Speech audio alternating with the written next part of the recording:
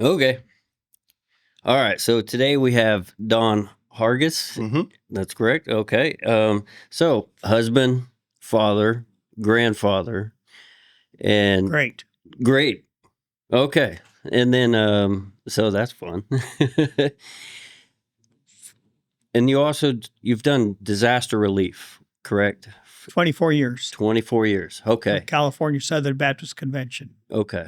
And just recently got a Lifetime Achievement Award Yes. from them. Okay. Yes. But that's not getting, has it been announced or? It's being announced. It's being announced. Okay. But you get it next year. Yeah, I'm not sure. Well, I already have the crystal. The Chris, oh, okay. So you've already been presented the award. With my name and all that kind of stuff on it, and the years and things that I've done, things like that. But yeah, they gave that to me, but they still want to honor me next year. Okay. When I'm not out of town. Okay. So it just happened then? Is that what? Yeah, tonight. It just happened to tonight come. It's going to be the actual ceremony. Right. Okay. They then said, "Oh, you're going to be preaching somewhere else." He was very kind to not cancel preaching in Wichita, Kansas this weekend. Right. Okay. So yeah, it's one of those things that just happened. You know, I already had this on my calendar this time with Lito. Yes. And they knew that. And so they said, well, we'll come back next year and we want to have you, recognized heavily at the convention. Okay. So they already gave me the crystal. And I thought, yeah. Okay, thank you. Yeah. Well, that's good. And then, so also today we have Pastor Lito joining in again because we'll get into the story, but you've been a mentor to him for quite some time and helped him out. So well, we kind of helped each other. Helped each other. Okay. Yeah.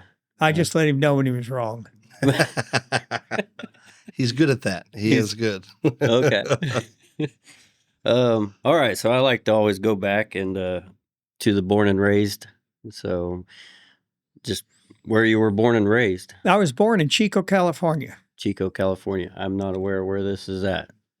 Where do you know where it's in California? In California? Any neighboring cities that Chico, California is in the northern part of California. Okay. It's in the valley area. All right. And so when I was born, my dad was in Korea. In Korea at that time. Oh, okay. And Mom had me in the hospital there at Chico, which was, the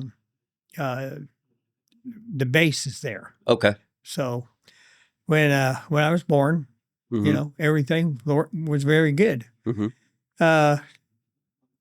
When my dad came home, it got great. Okay. I don't remember any of that. Though, yeah. because, I was very, very young. Yes.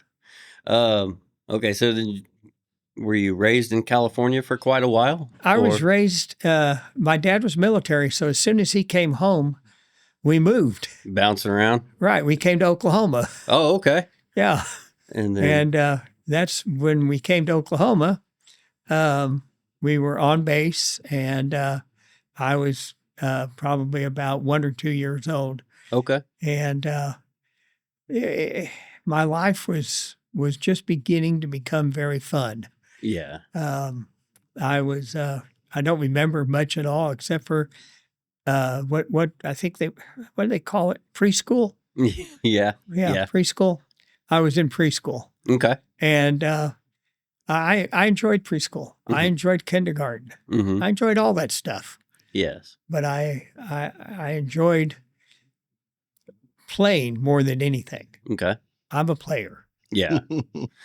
That's why I like disaster relief. Oh, okay.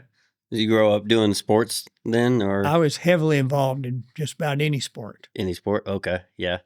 Through the Central, it's known to play all the major 3 sports. Oh, yeah. When you're in middle school and high school and things like that. So I found out softball was so much easier than baseball because I hated that ball coming in at 100 miles an hour. Yeah. You know, and hitting you in the head and hitting you in the body and all that kind of. It's no fun. Yeah, it's very dangerous. Yeah, well, I mean, even these little kids are throwing at you, and you go, "Oh, this is no good." Right. So I enjoyed softball. Okay. Softball was so much easier. Right. And I don't mean it was just one of those things that I enjoyed as I got older. Yes. And I was pastoring a church, and I was in high school or college at Oklahoma Baptist University. Okay. And I was on softball teams and all that kind of stuff.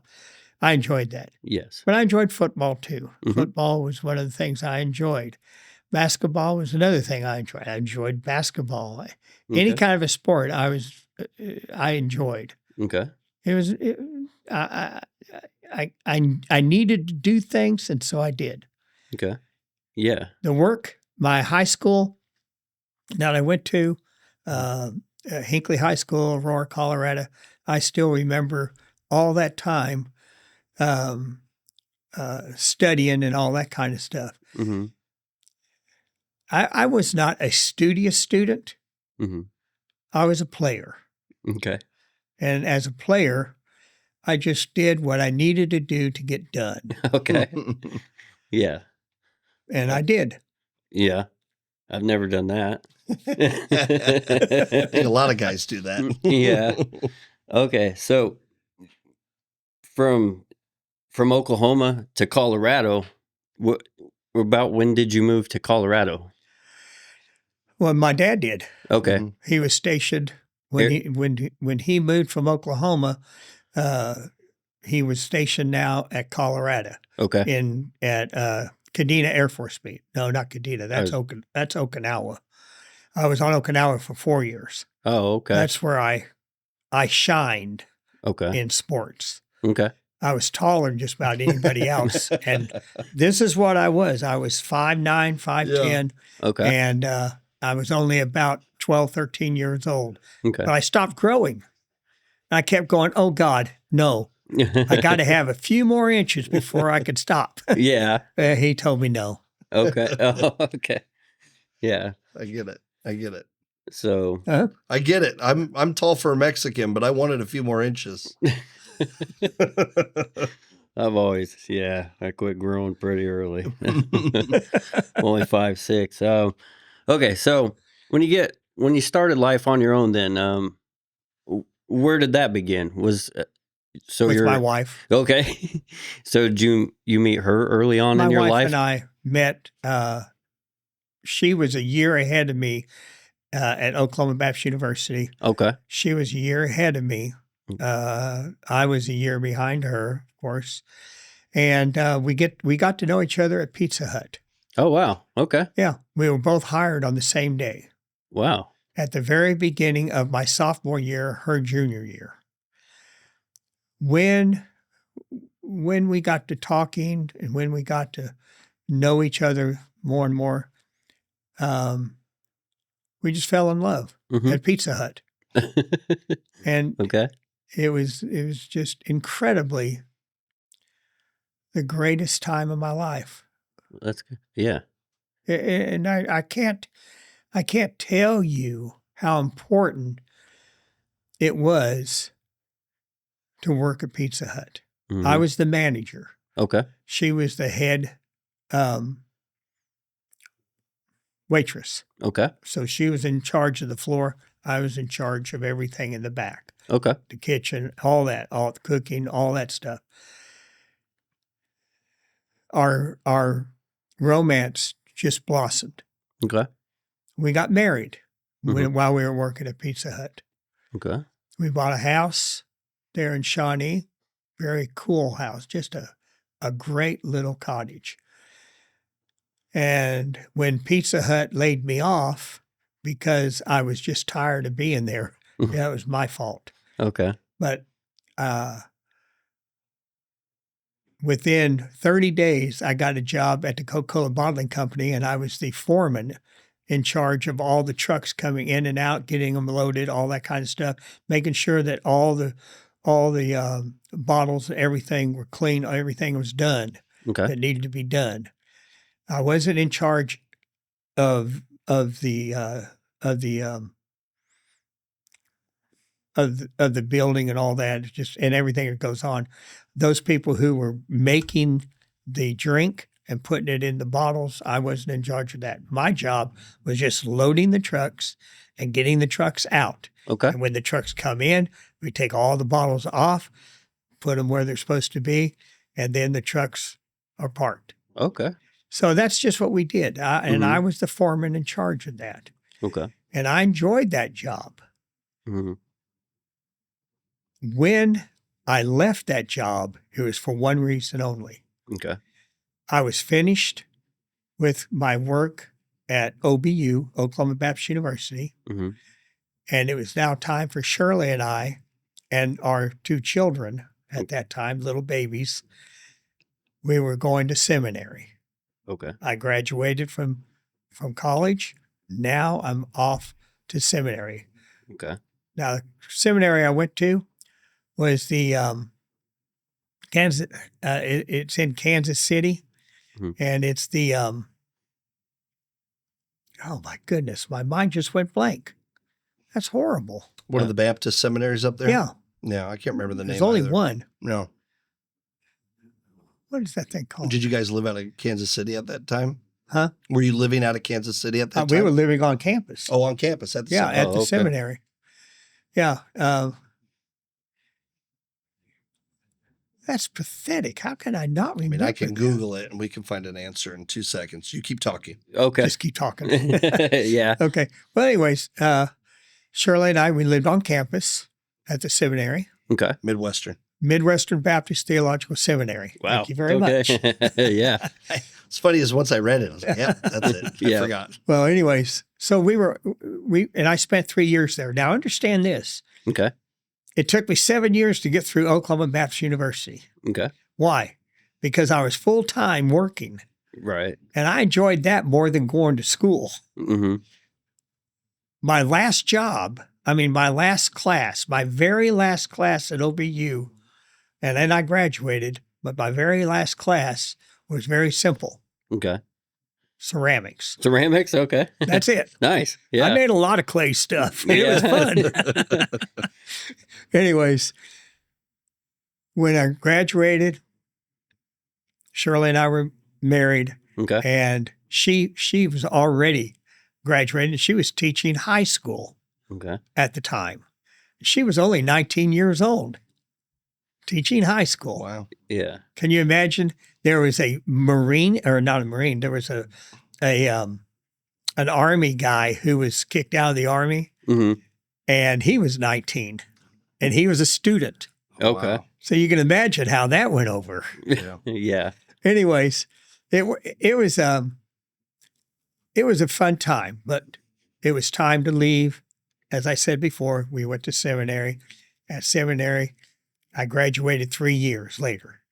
I did everything I needed to do. I finished all my classes. I finished everything that I had to get done to graduate. To this day, I still have my degree. I'm a master's of biblical studies and things like that. Anyways, I thought about going into the doctorate program, and I thought about it for about 3 seconds. But no, I really thought about it seriously. But I just felt like, as much as I thought I could do it, God just stepped in and said, "You don't need it." Okay. I said, "Fine," and I went with that. Okay. My wife agreed too. So, and she knows me. Yeah. Yeah. But yeah, I have to tell you, when I left seminary, I graduated with a B- average. And when I left, I knew exactly where I was going. I was going to Oklahoma, a church in Oklahoma called Hazeldale Baptist Church. Okay. I went there. They called me to be their pastor. And it was one of the greatest events of my life, was being the pastor of that church. Okay. I enjoyed it. It was one of the best times of my life. And to this day, I can still remember how they wrapped their arms around me. Now, when I left, it was good. Mm-hmm. Everyone was pleased because they felt like my ministry there was over, which was fine. And I agreed. If I stayed, it would have been bad. Okay. But I was there 3 years, and I moved on. Now, I didn't just move to nowhere. I had a church waiting for me in Colorado. Okay. And so I went to Colorado. No. There's one other church, right, before you left Oklahoma? I'm trying to remember the name. You went to Ouray after the second church in Oklahoma, right? No, yeah, Ouray. Ouray was my first church. Okay. When I was in college. Oh, in college. That's right. Okay. Yeah. I was in college. Okay. And that was my very first church. And I was there for 3 or 4 years as the pastor. And we grew that church. When I first went there, there was probably 20 people. And it was way out in the boondocks. I mean, on a dirt road. Okay. On a dirt road. And it's a 1-room building, too, with 1 bathroom. Yeah. Okay. Yeah. 1 bathroom. Okay. And it was a 2-seater. Now, you get the idea? Yeah. Yes. It was outside. Okay. Mhm. Yep. Uh-huh. Yeah. The When I went double-decker? there, The double-decker status? no. Those exist. I've been to one in Colorado. Well, good. I'm glad you did. But Hopefully you they're didn't live shifted. there. Yeah. But the thing was, when I went to, I've just lost my track. I'm sorry. I apologize. I distracted you. The 1-room Ouray, Colorado church. You were there in college. Yeah. And then you were going to go. This isn't the dirt road one, right? This is the dirt road. Oh, this one, is right? the dirt road church? My Oh, first okay. church. Okay. After seminary. After seminary. Okay. No. After college. Oh, my goodness. That's all right. During college. During college, yeah. I was Okay. pastoring during college, and I pastored the church until I moved to seminary. Yeah. Okay. Okay. I was there, and the church grew from maybe 15 to 20 people to as many as 60 people Okay. in a matter of just 2.5 years, almost 3. But it was just a great time, a great time with the Lord. We went to seminary. I pastored another church while I was in seminary. Okay. I pastored this church my second year in seminary. And it was 108 miles straight north near Joplin. Okay. In Joplin, you just turn right, you go another 10 miles, and you're in a place called Riverdale. Riverdale. I believe it's Riverdale because it's right on a river. And I pastored that church for 2.5 years. Okay. That's while I was sitting in seminary. Yeah. Okay. It was we'd go up on Friday night, come home Sunday night. Yeah. The thing is this, all I can think of while I was at that church was the fact that this is a great church. There was probably 14 people when I first got there at that church. Okay. 14 people. When I left there were 60 people going to that church. Okay. And I left very, very pleased. And the people were pleased with all that we had done together. Okay. Every single Friday, Shirley and I would pack up the car with the 3 children that we had. Shane was born there in Kansas City. Okay. And just our little bitty baby boy and our 2 little kids that just kept in the back of the station wagon with the seat down, wrestling each other.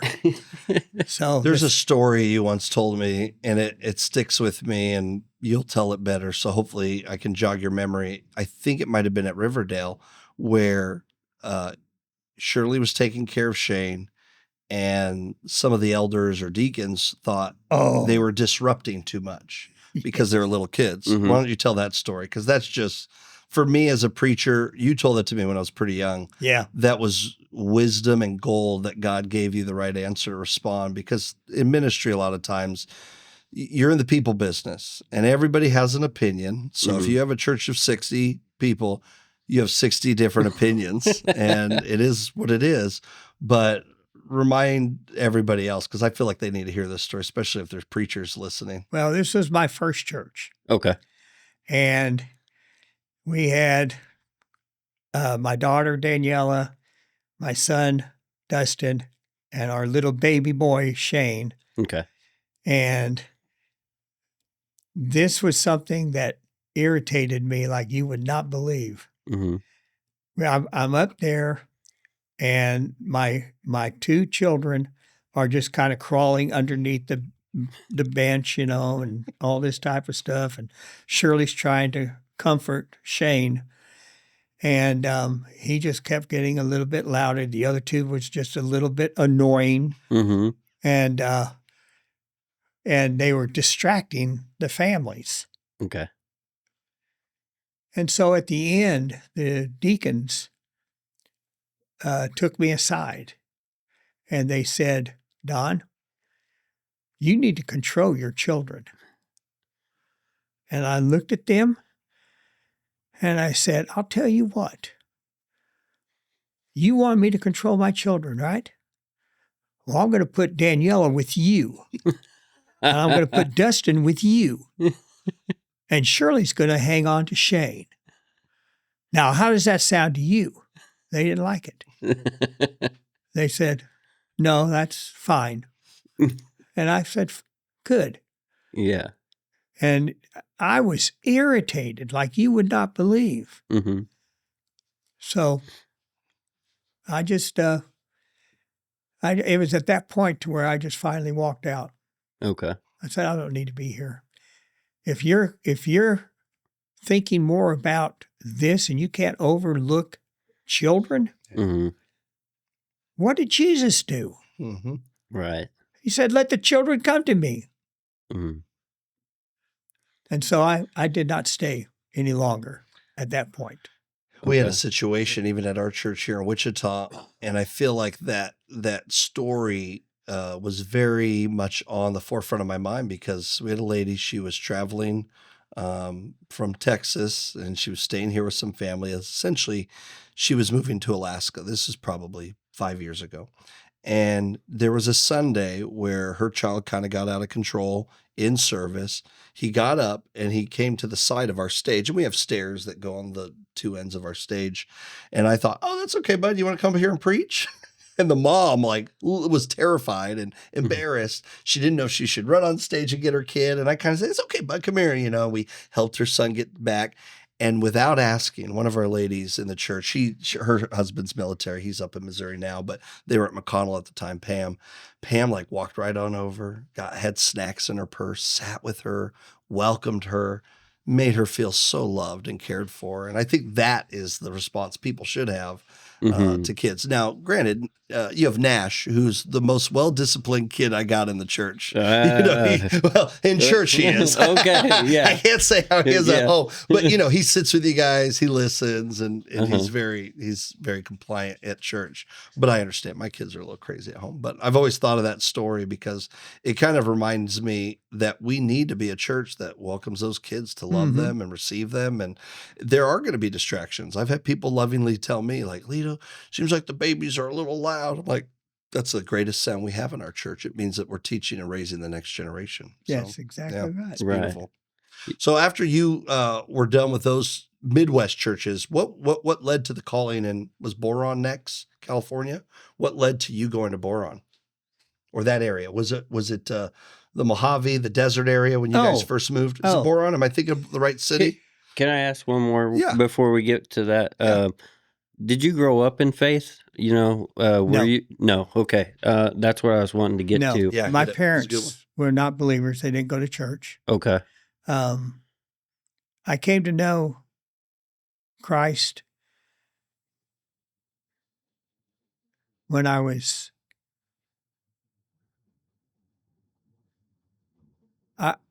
I had my first experience with Christ when I was 15 years old. Okay. All right. But I had my salvation when I Okay. was 17 years old. Mm-hmm. The difference, I learned from the first time that you don't have a salvation experience by emotion. Mhm. You have a salvation experience by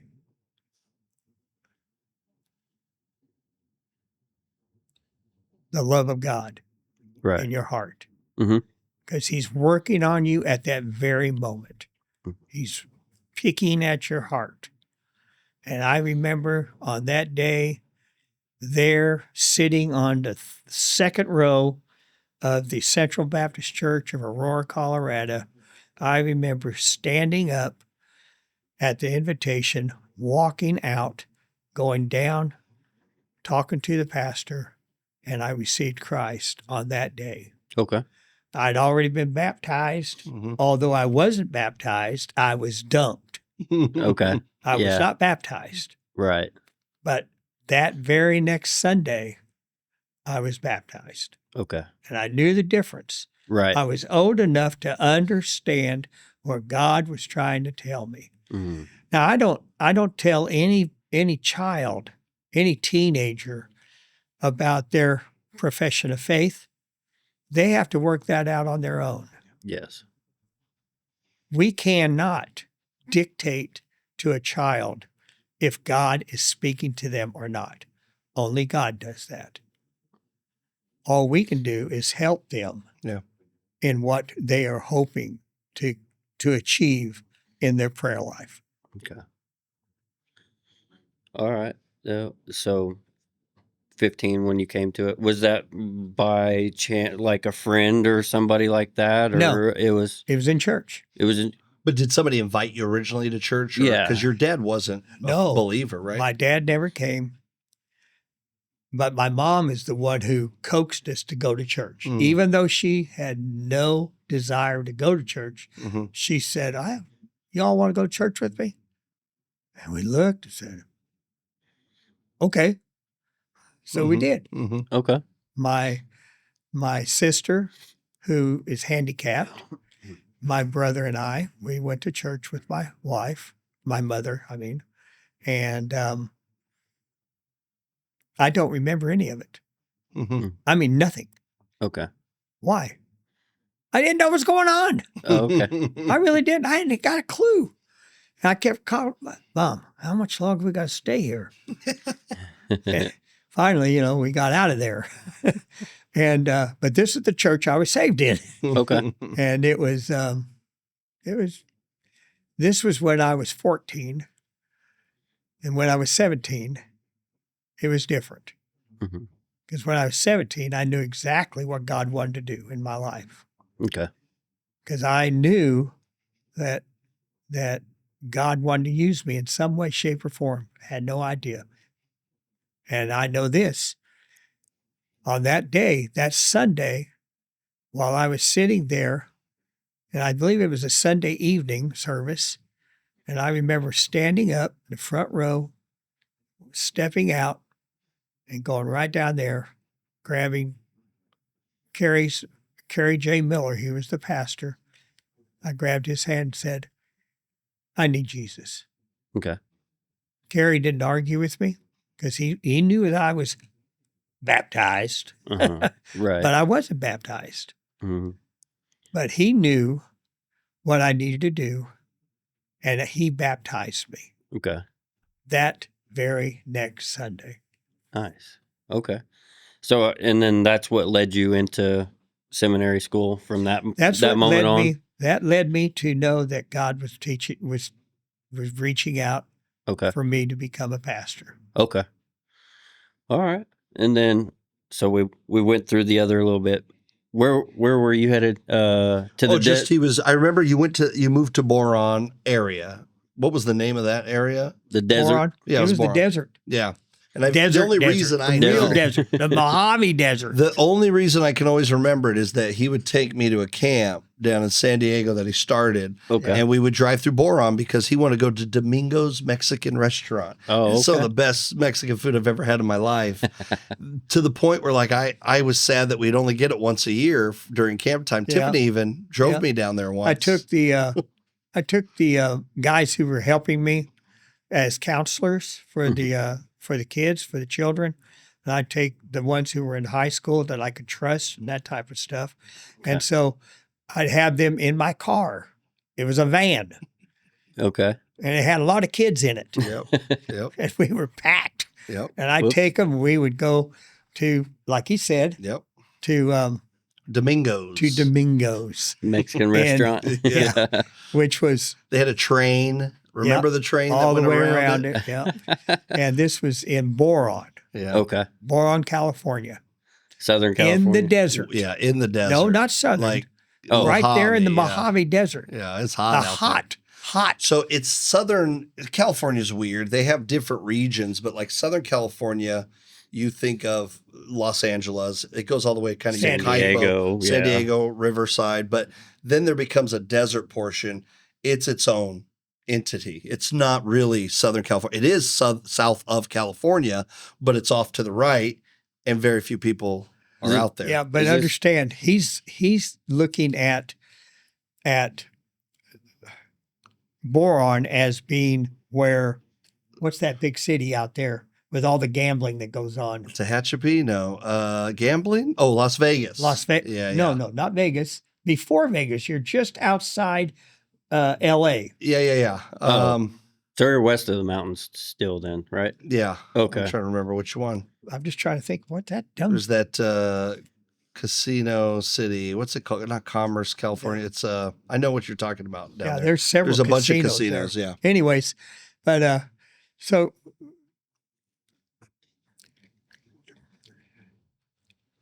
this place, you have to understand, is a place where it gets to be 110 degrees. Right. Okay. And it'll be even hotter than that at times.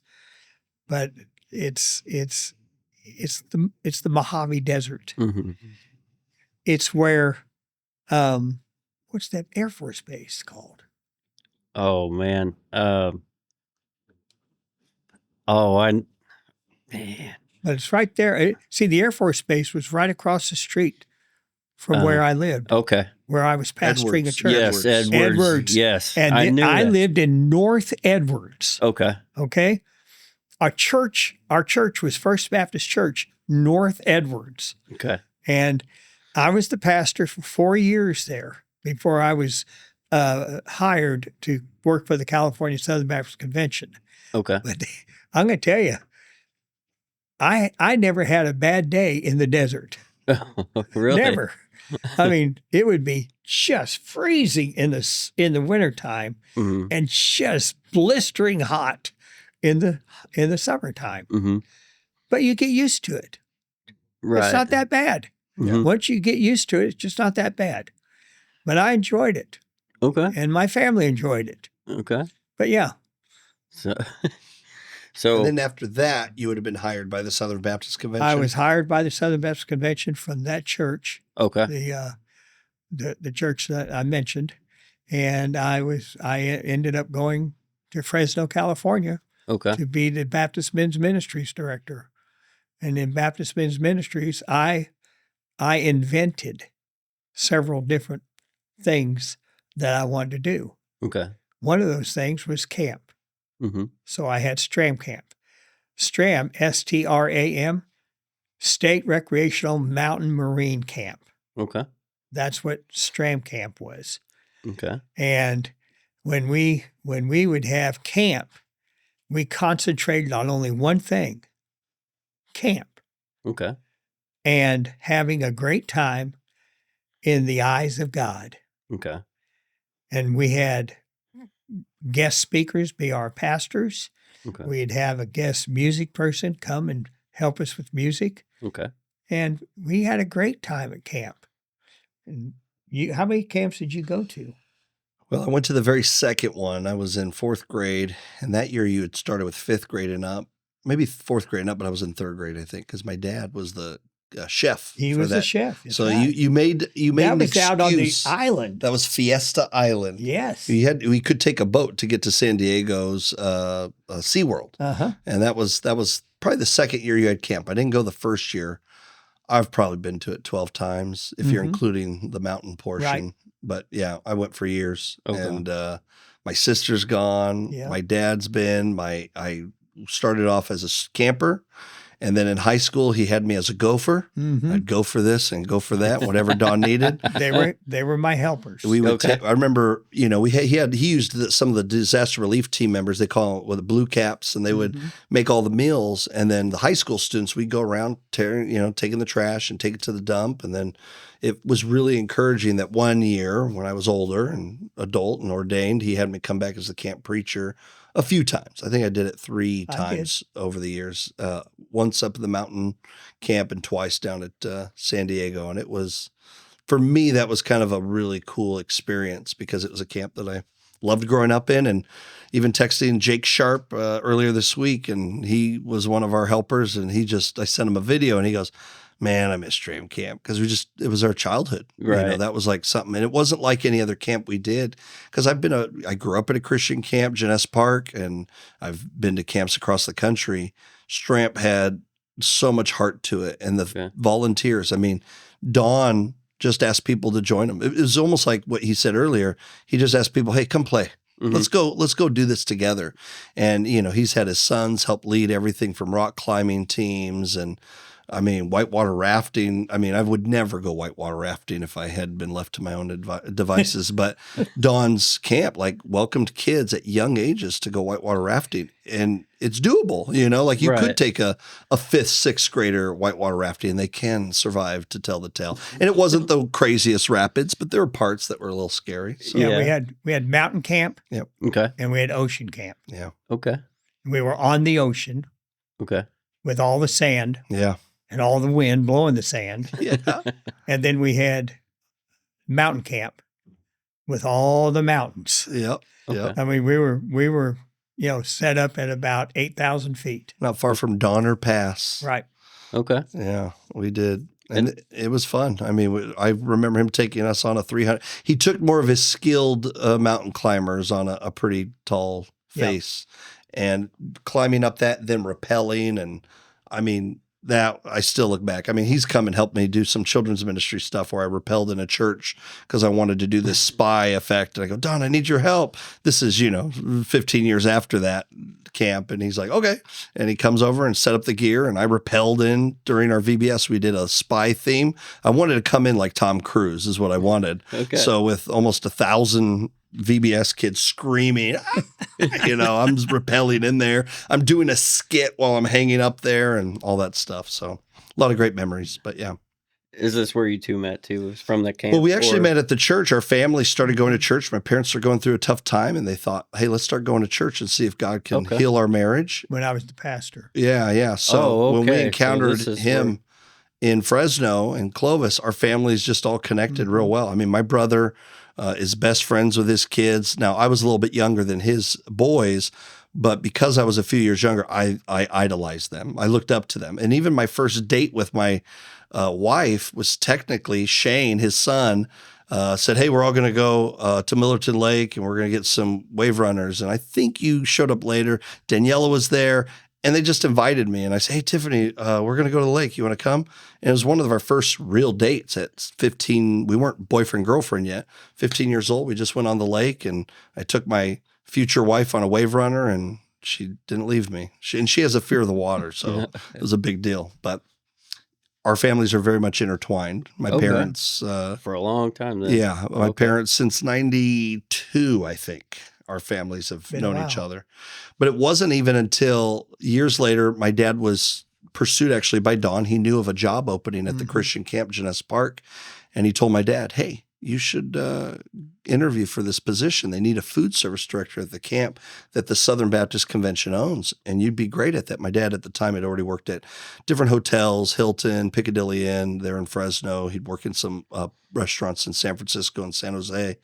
And at the time, my dad was working at a water park. So my dad comes to me. We're all in about sixth grade. I am at the time. And my dad says, hey, Don wants to take us up to the mountains. We're going to let him drive our car.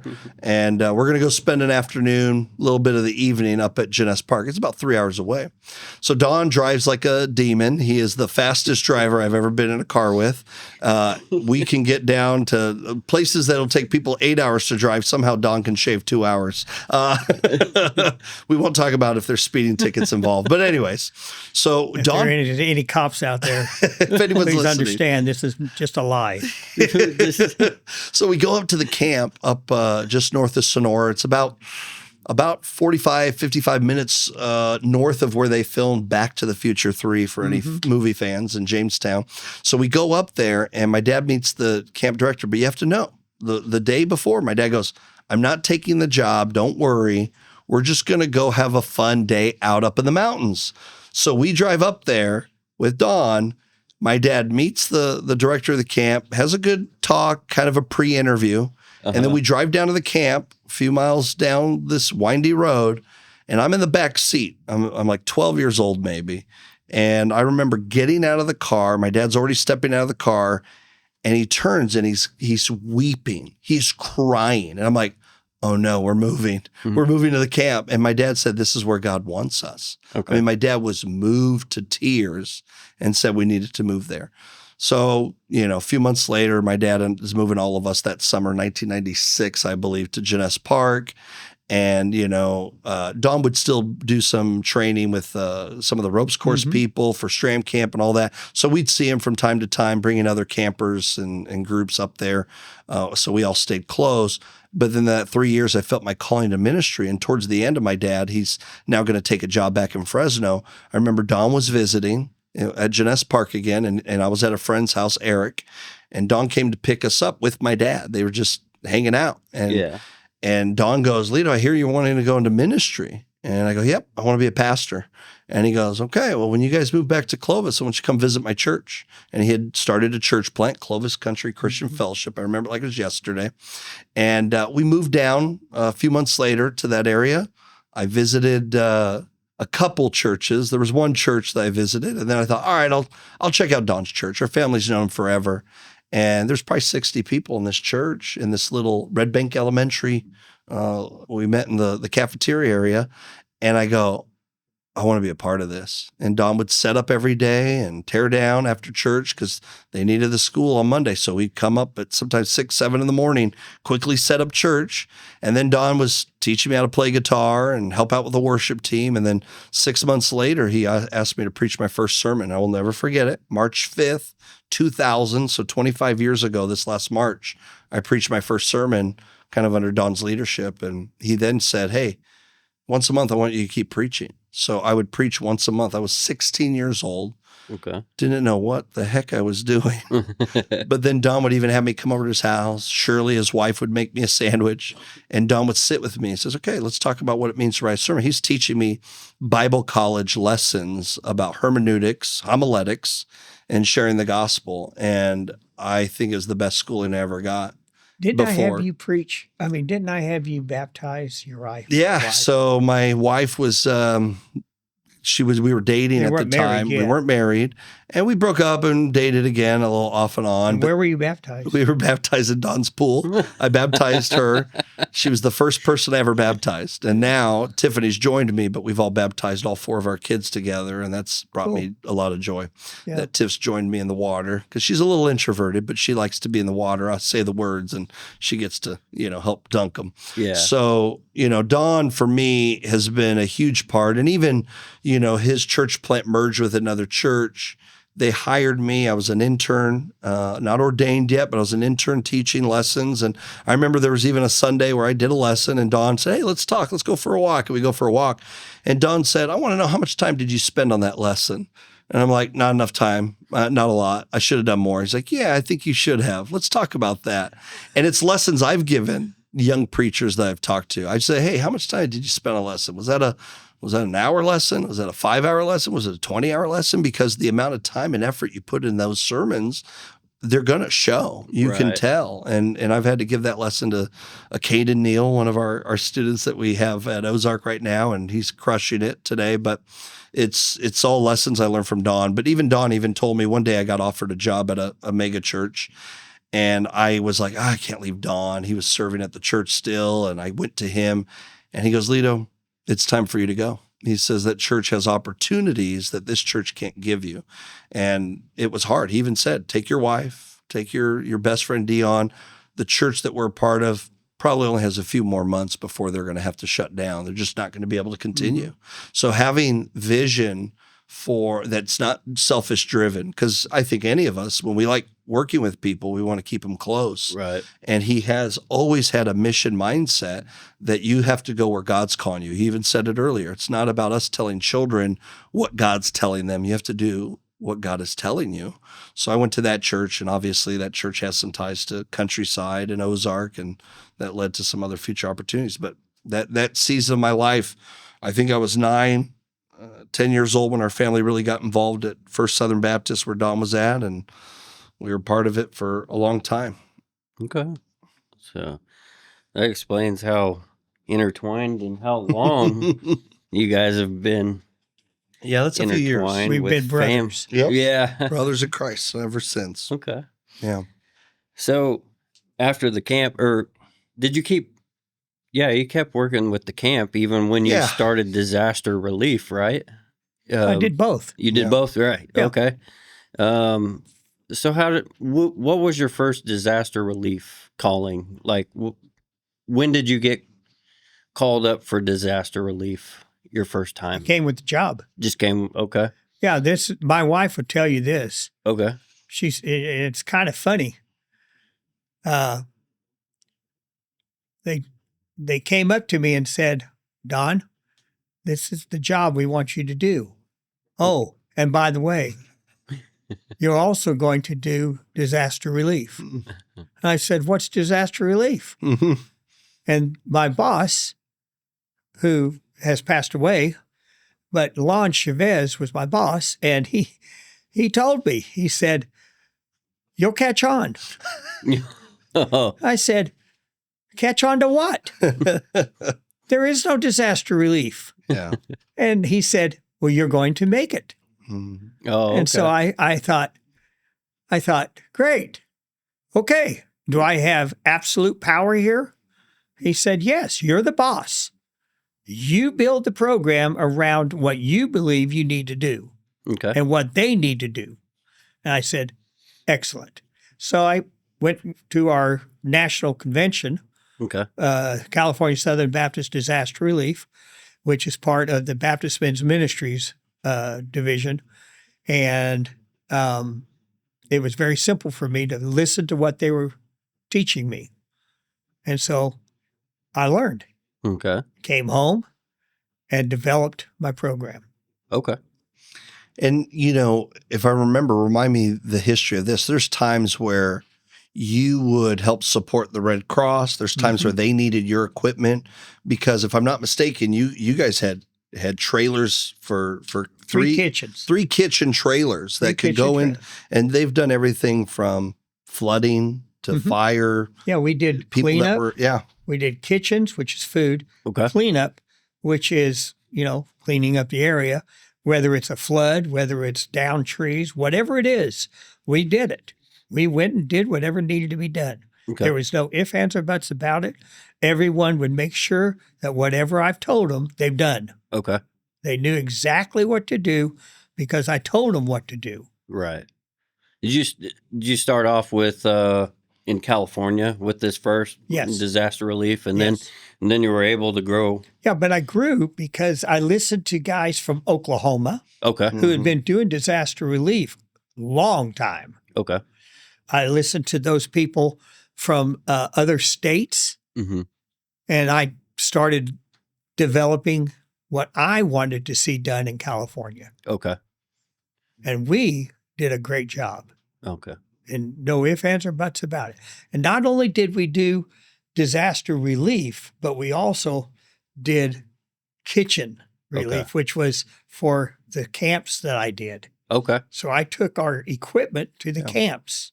Oh, okay. And his dad was my chief cook for about, 3 years? Yeah, several years. Okay. And it was just an outstanding opportunity that God had given to me. Okay. And my wife told me, Don, you're right where you ought to be. Yeah. Okay. So from the convention is where you met other people already doing disaster relief, and so that's how you were able to. Well, when you look at every single state in the National Convention of Southern Baptist Churches, they have disaster relief. Yeah, every one of them, every state, every convention has a disaster relief program. Okay. Mm-hmm. We in California, I built it up to the point to where we had close to 50 different units. Mm-hmm. Wow. There was 5 different kitchens. 3 of those kitchens were huge kitchens that could feed as many as 10,000 meals a day. Yeah. Okay. And we could do that. Why? Because we had good trained people, and we had all the food that we needed, and we had all the education we needed. Okay. And that was given by all the people that I trained, and they learned to train others, and they learned to train others, and so forth. Wow. All right. What's interesting is there's so many individuals that Don helped raise up that when I was growing up around that environment, they were quite the characters, Stretch and Chuck, come to mind.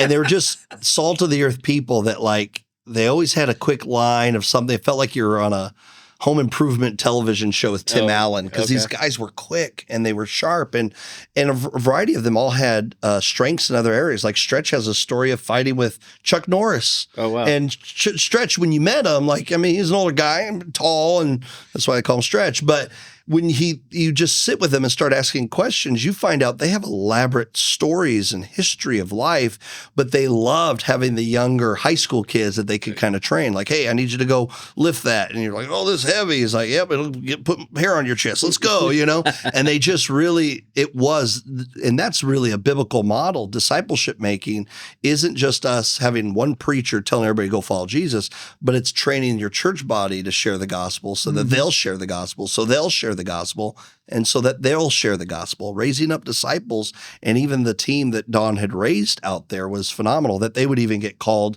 to help in other states. Tell us what led to even the 9/11. What brought you to New York? Does New York call you and say, hey, we need a team, or what happened? New York did not call us. It was the Baptist Brotherhood. Okay. And they called us out. Mm-hmm. And they said, we need you and we need your equipment. But more than anything is we need you. Yeah. We need you out here. We need all your people to come with you. Mm-hmm. And so we had all these guys on on planes going to New York. Okay. Because New York got flooded. New York got hit by this huge storm. Yeah. And this storm just went through and just wiped out. So many homes, flooded them. And the water was just as much as 5-6 feet deep in their homes. Wow. And they couldn't do a thing about it. And I remember being there, and I remember this one lady.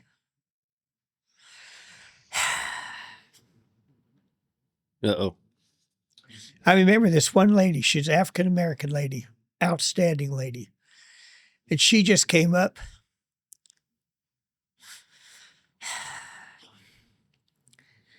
And she put her arms around me.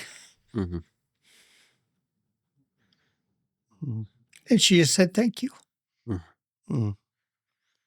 And she thanked all my people there in New York. Mm-hmm. Yeah. It was incredible. Yeah. And she was just this little bitty black lady. Mm-hmm. And she just loved on us. That was so cool. Yeah. To be able to help impact and just help people when they need it. Oh yeah. Yeah, it's just that's cool. That's awesome. So after that you talking about New York also, you ended up helping around 9/11, right? We did, yeah. Okay. Different time, different period from the flood that you were just talking about. Yeah, but, we're not talking. but you helped at 9/11 also. We were called out to be ready. Okay. But see, I have this. I have to remember what 9/11 was all about. Mm-hmm. Okay. Because I was so busy with so many things Yeah. that I don't remember Yeah. 9/11 like everyone else does. Okay. Because I had so many things going on that I don't remember Mm-hmm. what 9/11 was all about. Yeah. I don't. Someone needs to tell me, what was 9/11 about? So the Twin Towers, when they fell. Yeah, Did that's you have- right. you had That was in New York. Yep. So what disaster relief care did they have when you guys were out there for that? Because wasn't it during? We were there to bring support. Yeah. We Okay. weren't there so much for Not for cleanup or for anything. cleanup. There Yeah. was we were still there for cleanup. Mm-hmm. Yeah, we took our equipment there Okay. for cleanup. Yeah. But it was I now I'm starting to get my picture all together again. But yeah, I remember going to the meetings that the Red Cross had and that the National Guard had and things like this. And I still remember, listening to them, and I would ask them, what can we do to help you and make your job easier? Yeah. Okay. Because I've got all these volunteers. Mm-hmm. And of course, a lot of times professional people don't have a lot of respect for volunteers. Sure. They just don't. Yeah. But when they see them working, their respect grows. Yeah. Right. That's what's really cool about disaster relief volunteers. Okay. They know what they're called to do, Sure. and they do what they are trained to do. Right. Bottom line. Yeah. Mm-hmm. And so when we were in New York, it was so cool just to be sitting in this one big room and just kind of listening to what's going on. Mm-hmm. They seem to have had a good response because, you have a tornado that hits like Joplin, and people in the Midwest really stepped out. I know Countryside sent people. Tiffany and I were there a week after the event. We were trying to help based off of people and relationships we had previously had. I think I came to Joplin with a couple grand worth of Walmart gift cards just to give to people in need that my church member said, hey, if you find somebody in need. We helped a family that lost a couple that I worked with. She was a waitress at a pizza joint, and their apartment got destroyed after their wedding. They were already in England having their honeymoon and legit lost everything from their wedding gifts. Because a couple that I knew out in Joplin. Oh, I thought you said the jet lost everything. No. This couple that just got married. So we helped them out with gift cards. Just a small group in our church want to help out. So it's nice when people can do that, but sometimes they don't have that. Like if you were to even tell people today, what's the best? Because I think a lot of your people were retired that would volunteer. Most of them are retired. Yeah. So part of me wonders, there's got to be other ways that we can utilize disaster relief because you never know where it's going to happen. But if you just have people that are trained and ready, that's key. So, it'd be wise for us to that. Let me ask this question. You also were was it Indonesia when the tsunami hit? Oh, man. Which tsunami was it that you were in? Do you remember that you went after? And that was a hard time. You had 2001. Japan tsunami. Oh, okay. And I remember we were in Tokyo. Okay. Yeah. The tsunami was huge. Yeah. And were you clearing out, cleaning up and finding dead bodies or? I have to think now. Yeah. I just remember there was a couple out there that you'd been. What year was this one? I don't remember. 13? Yeah, probably. It was, it was a long time ago. Yeah. Like I said, I've been doing it for a while. I've been retired for a long time now. Or was it prior to 2000? Yeah. Yeah, the thing is, in Japan, when we were in Japan, I was in Tokyo, and the rain was coming down, the tsunami was coming in, the wind was just howling, But I can still remember the fact that we had to get out of this building and go to another place. Okay. It was, I can't. Yeah. That was a long time ago. Yeah. Too many disasters. Yeah. Oh, okay. They all probably blend in too. But this was Japan was, it was incredible what the Japanese people did to help us. Mm-hmm. What's even more incredible is just the fact that we were able to seize the moment and overcome the disruption that has happened. And then even while the disruption is just continuing to build, we were there. I have pictures like you would not believe of what Japan looked like after. And we're not talking Tokyo. Mm-hmm. Tokyo wasn't hit that hard. Yeah. Tokyo was hardly hit at all. It was 300 miles north Okay. towards the upper part of that first island. See, because Japan has an island here, Mm-hmm. and then it has the other island here, and there's this little,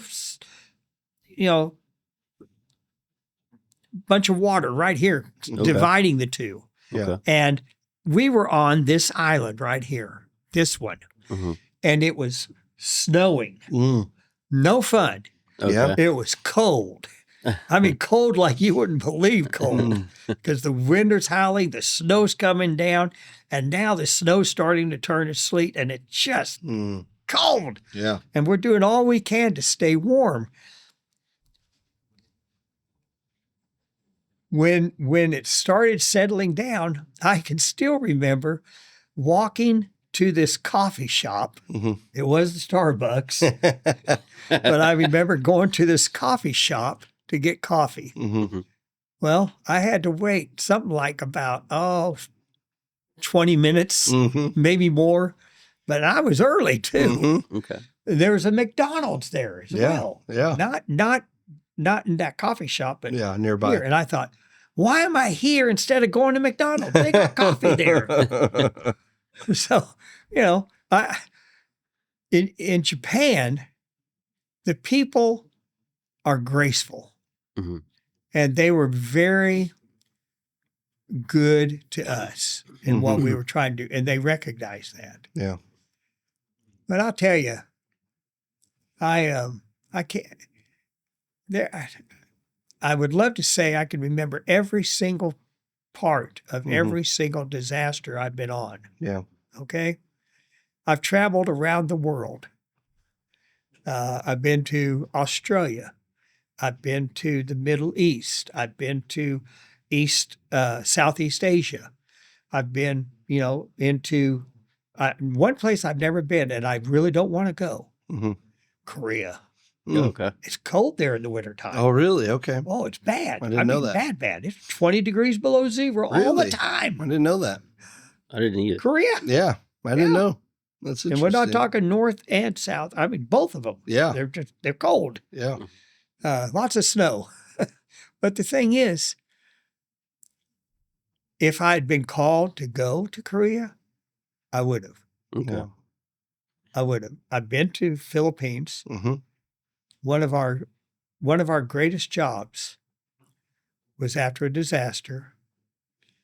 And we took not just disaster relief people, but we took some of our guys and gals that are part of our volunteer program in men's ministries.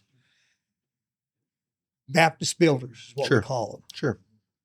And so we went to this place in the Philippines, which is right in the middle of the central part of the Philippines.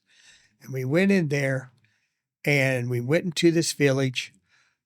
The entire village, every roof was blown off.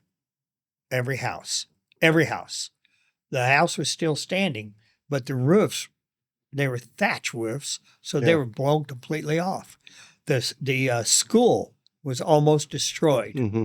And so we went in and we had this in mind. We are going to bring the school up and get the roofs back on the school. Okay. I enjoyed that. Yeah. I was in charge of that also. And so I had to call people in, call people out. We had to get our transportation, get a flight flown in, Mhm. flown out, things like that. And so that was one of my greatest joys was that job, Mhm. because God opened so many doors for us. Okay. And the people there were just chanting greatness back to Mhm. God. Mhm. It was just so cool. Yeah. And so we, God used me in so many different ways, opening doors for me to walk into and change what's been done. Okay. So you're doing everything in disaster relief. You're not just A to Z. It sounds like cleanup, meals, All of it. and I oversee everything. everything. Okay. And now there's a new person, because I'm not there anymore at the convention, Kendrick Neal, Okay. and he's doing what I did. Okay. And he basically he's trying to emulate what I did. And I just said, you just do your job. If you don't have to do it like I did it. If you found a new way of doing it, do it.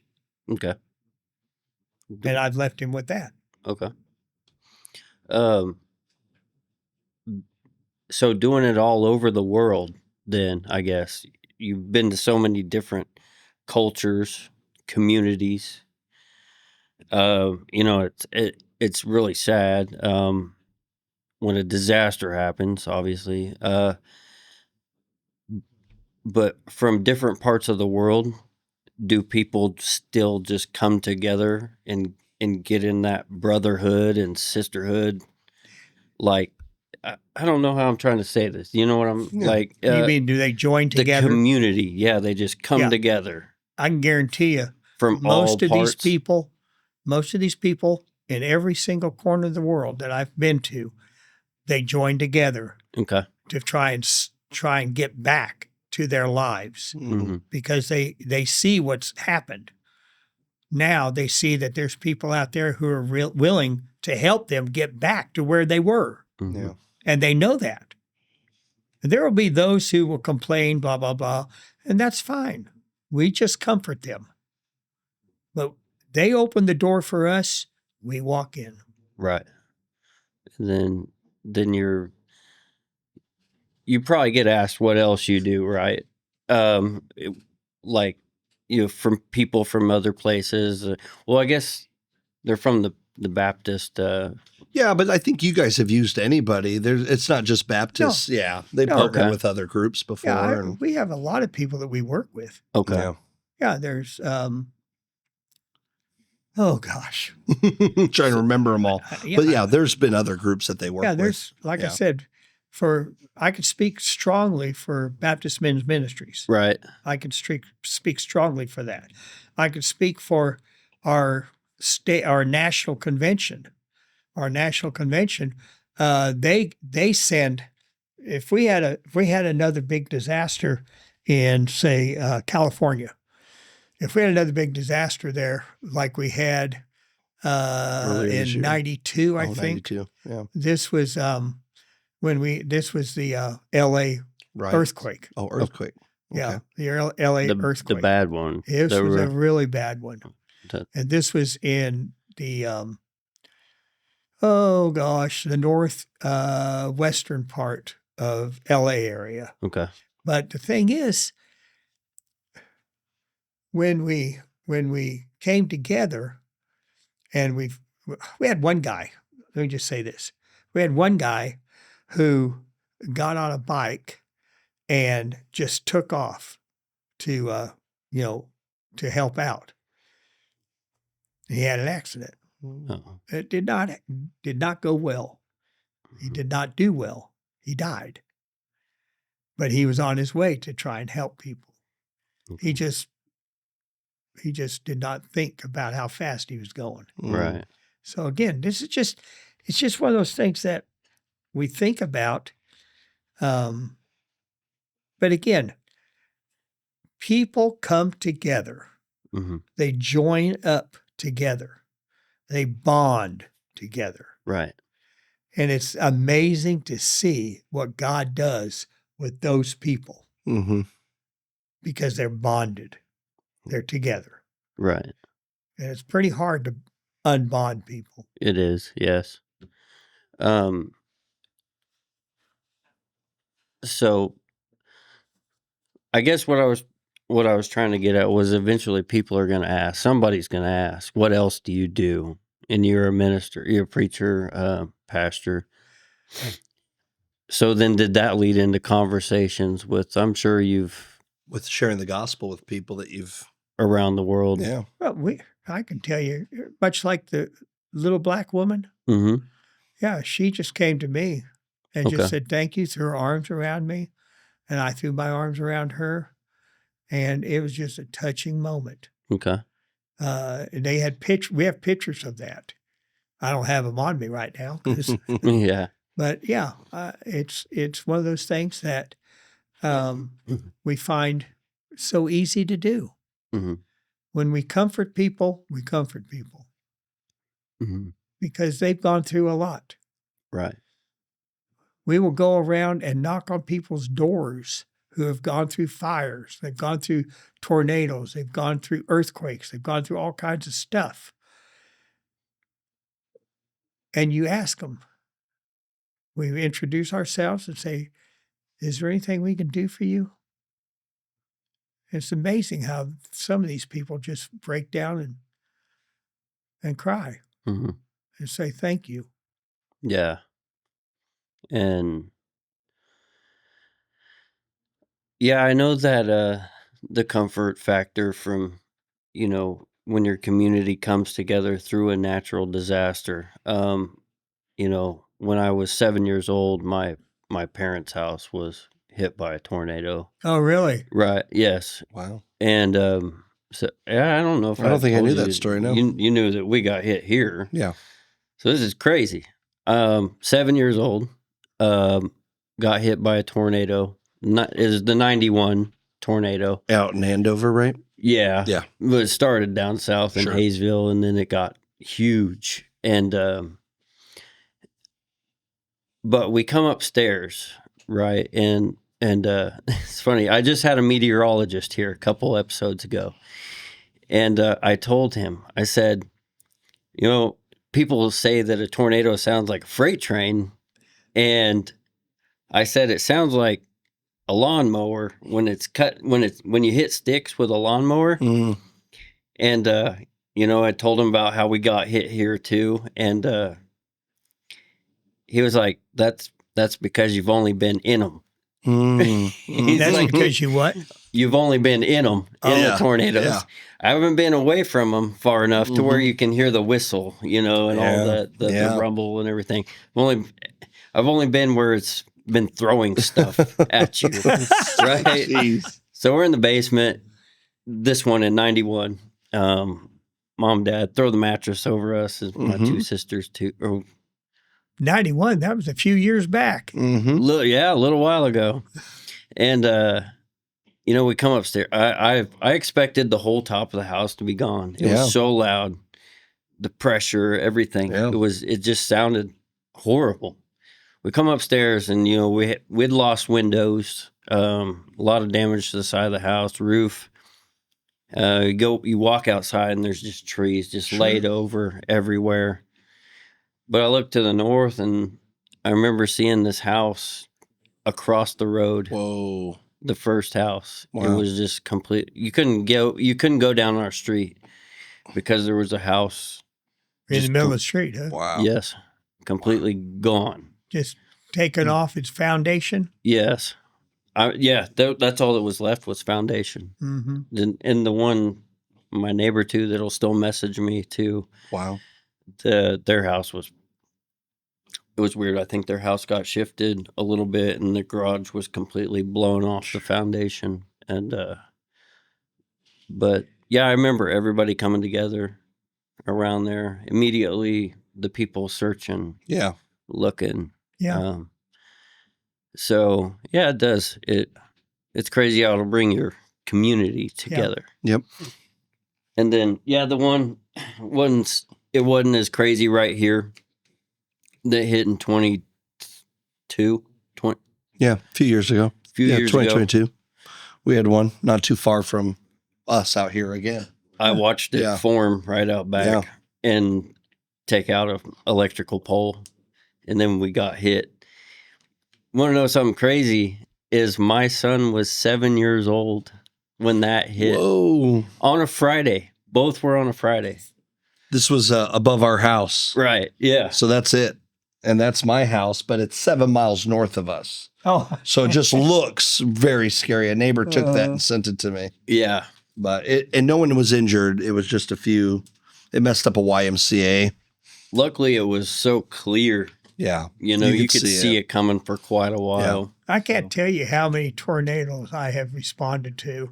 Well, you've been in Moore, Oklahoma. Where else? Oh, Oklahoma, Texas, that was a bad one. Kansas, Colorado, eastern Colorado. Mm-hmm. Okay. And then all through the South. Mm-hmm. Yeah. You know, I've been Florida. Holy cow! Not only do you have the tornadoes, you got the hurricanes out there. Hurricanes. They can really tear stuff up. To me, a hurricane's just a huge tornado. Mm-hmm. Mm-hmm. That sits there for a while, too. Exactly. So. But yeah, it's disaster relief. Disasters are going to be around forever. Yeah. Yes. That's just, I get the idea that's God's way of saying, well, we need to wake things up, maybe. I don't know, you know. Yeah. Mm-hmm. But the thing is, with every disaster, there are a lot of people out there that want to respond. Mm-hmm. And they go, who do I talk to? Yeah. To find out, you know, how can I help? Yeah. And they want to help. Fine.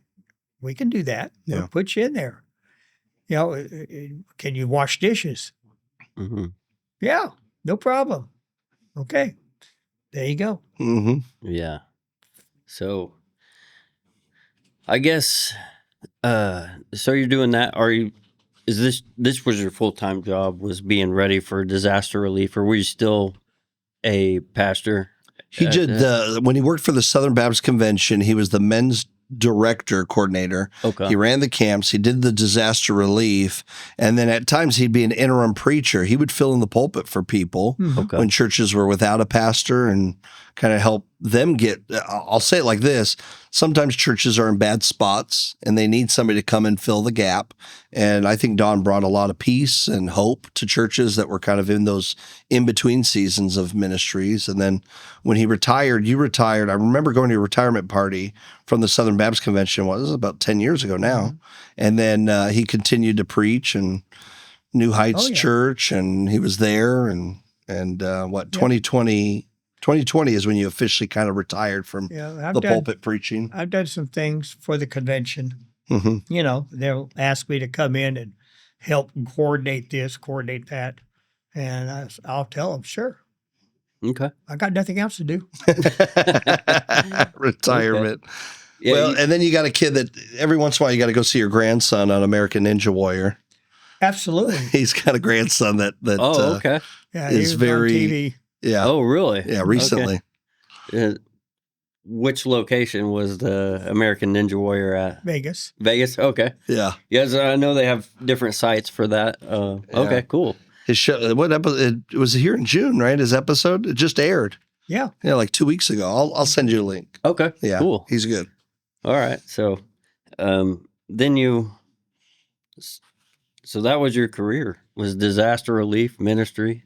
My career is pastoring. Pastoring, yeah. Okay. But again, I'm retired, so. Okay. But whenever I'm asked to do something, I never said no. Okay. Yeah, being retired now. So.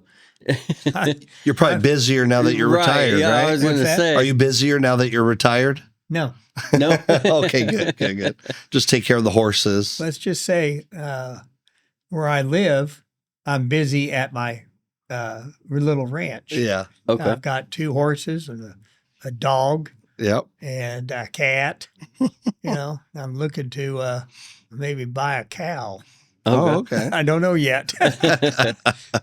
But, mine's more food oriented Mm-hmm. if I get a cow. Sure. But I don't want a cow. I want a beef critter. Okay. Yeah. We got a lot of them around here. Yeah. Oh, you think? Yeah. Yeah. I got the field across the streets full of them. Mhm. Well, I was partially raised on a farm, Okay. and I got a lot of my education on a farm. Right. And I learned how to do a lot of things on a farm Okay. that I can now do better in the things I do. Mm-hmm. So again, it's one of those things that a lot of people don't know much about me, but again, I have no problem. If they want to ask me questions, I'll answer them. Right. Okay. But there's some things get a little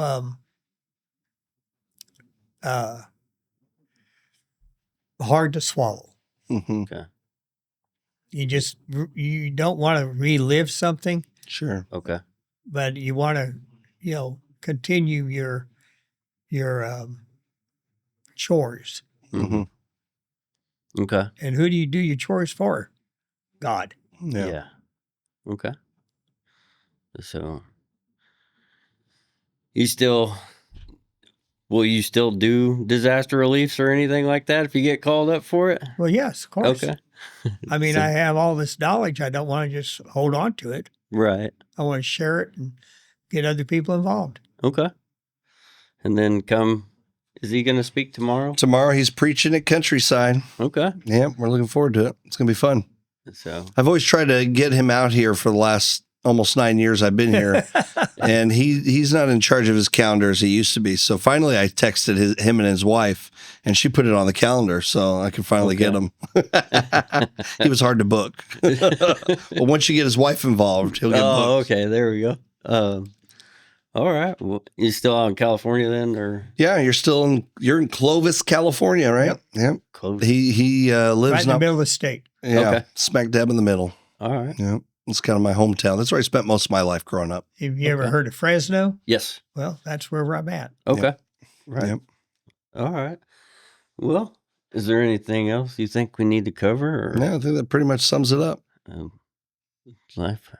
Well, Thank you. yeah, no, thank you very much. It was nice it was a pleasure. Thank you very much. Thank you for all you've done too. So helping communities around the world. It's Well, amazing. I go where I'm told to go. Okay. It's pretty simple then, huh? Yeah. Yeah, Okay. it's not that hard.